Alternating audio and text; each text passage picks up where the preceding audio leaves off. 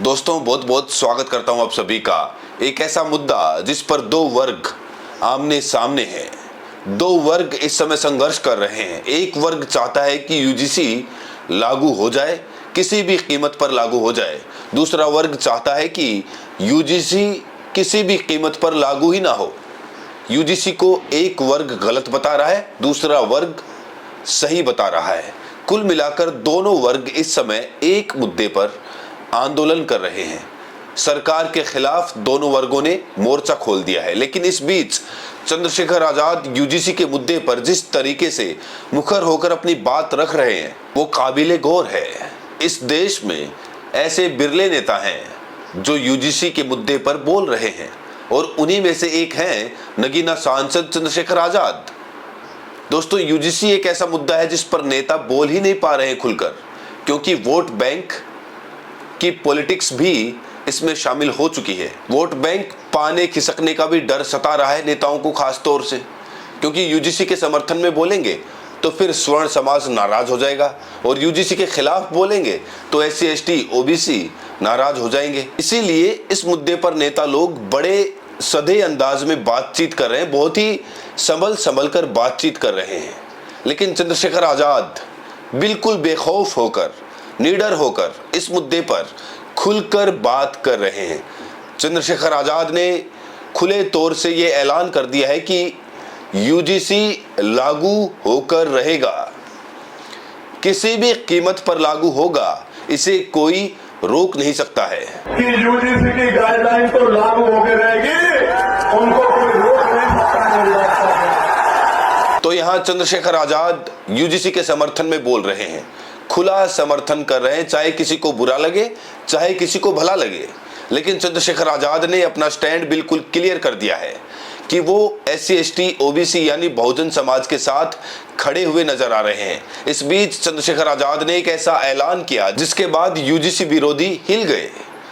चंद्रशेखर आजाद ने बड़ा ऐलान करते हुए कहा है कि अगर यूजीसी कानून लागू नहीं हुआ, वैसे तो लागू होगा, लेकिन अगर यूजीसी कानून लागू नहीं हुआ तो इसके समर्थन में पूरे भारत में यात्रा करूंगा, छात्रों को मरने नहीं दूंगा। सुनिए चंद्रशेखर आजाद ने कितनी बड़ी बात कही है। यूजीसी के लिए चाहे अब पूरे भारत में यात्रा करनी पड़े, अपने बच्चों के जीवन की सुरक्षा करना हमारी जिम्मेदारी। एक नेता से पहले हम लोग एक सामाजिक कार्यकर्ता हैं और एक सामाजिक कार्यकर्ता होने के नाते हम उन बच्चों का दर्द समझते हैं, क्योंकि हमने रोहित को, पायल को देखा है तड़पते हुए, उनके परिवारों को, उनके साथ जिस तरह से डिस्क्रिमिनेशन हुआ सेंट्रल यूनिवर्सिटियों में, उस दर्द को हम लोग जानते हैं। इसलिए यूजीसी की गाइडलाइन लागू हो, हम इसके लिए अगर जरूरत पड़ी तो पूरे भारत में यात्रा चला के अपने लोगों को जागरूक करेंगे कि आज देख लीजिए कि किस तरह से आपके बच्चों को कुचले, उनके अधिकारों को कुचला जा रहा है। ये बात अपने लोगों को जाकर समझाने का काम करेंगे बहुजन समाज के। चंद्रशेखर आजाद बहुजन समाज को लगातार जागरूक कर रहे हैं, लगातार चट्टान की तरह उनके साथ खड़े हुए नजर आ रहे हैं।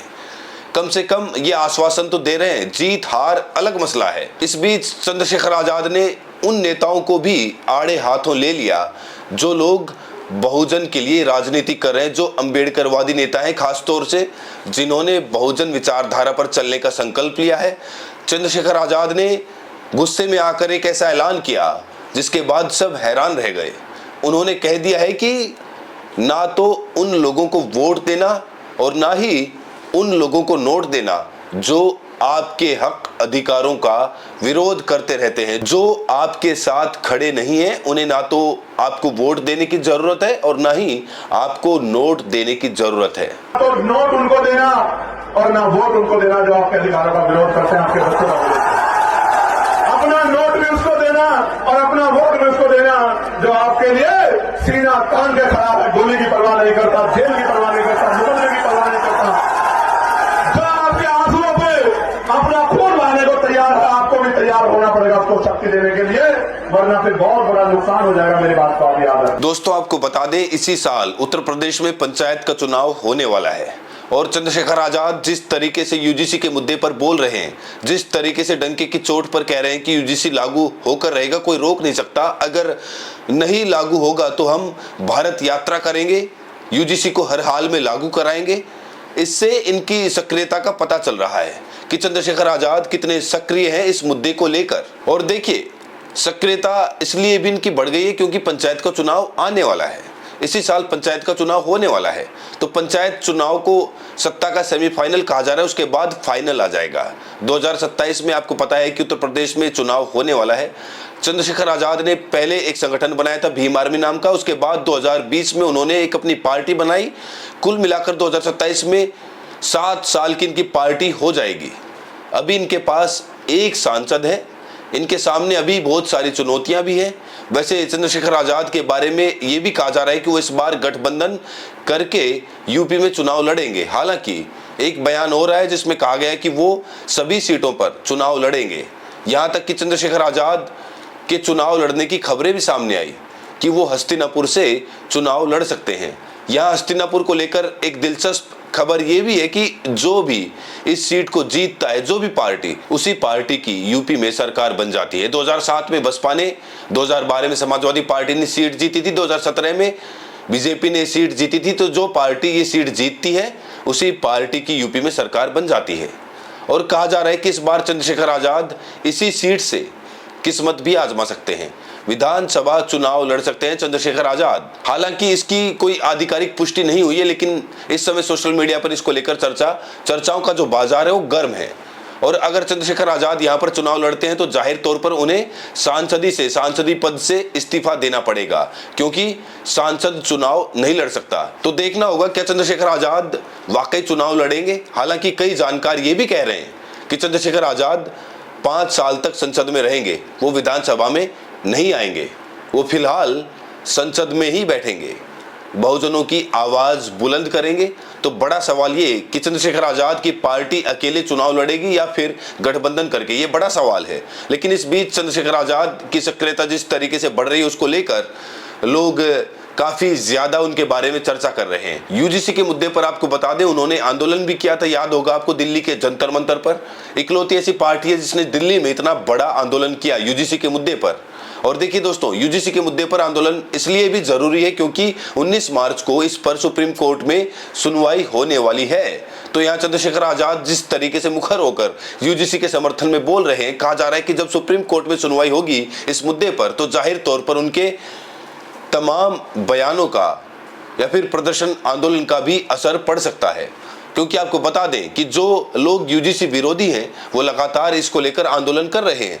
8 मार्च को भी ये लोग आंदोलन करने जा रहे हैं, लेकिन यूजीसी समर्थक अभी उस तरह से संगठित होकर सड़क पर नहीं उतरा है। छिटपुट तरीके से हालांकि इसको लेकर आंदोलन प्रदर्शन किए गए, जेएनयू में किए गए, पटना में किए गए, इलाहाबाद प्रयागराज में किए गए, भोपाल में भी किए गए, अलग अलग जगहों पर यूजीसी के समर्थन में आंदोलन किया गया। लेकिन जो यूजीसी विरोधी हैं वो लगातार इस मुद्दे पर आंदोलन कर रहे हैं। यूजीसी विरोधी कह रहे हैं कि यूजीसी लागू ही नहीं होना चाहिए। और दोस्तों, यूजीसी एक ऐसा कानून है जिसने बता दिया कि ये जो बहुजन समाज है ये चुनाव के समय ही हिंदू है, बाकी हक अधिकारों की बात आई तो वो हिंदू ही नहीं मानते इनको। सोचिए, ये वही लोग हैं जो चुनाव में हिंदू हिंदू करेंगे और जब हक अधिकार देने की बात आएगी तो कहेंगे हम तो भैया स्वर्ण हैं, हम तो ऊंची जाति के हैं। तो ये अब चलने वाला नहीं है। यूजीसी लागू होकर रहेगा और अब हमें 19 मार्च का इंतजार करना पड़ेगा। 19 मार्च को देखते हैं क्या कुछ होता है। सीजे सूर्यकांत इसको लेकर क्या कुछ फैसला सुनाते हैं, देखना होगा। बहरहाल चंद्रशेखर ने जिस तरीके से ऐलान किया है, लोग उम्मीद कर रहे हैं कि यूजीसी लागू होकर रहेगा। आप लोग क्या सोचते हैं, राय जरूर दें और साथ में ये भी बताएं कि आप ये वीडियो देश के किस कोने से देख रहे हैं। बहुत बहुत शुक्रिया।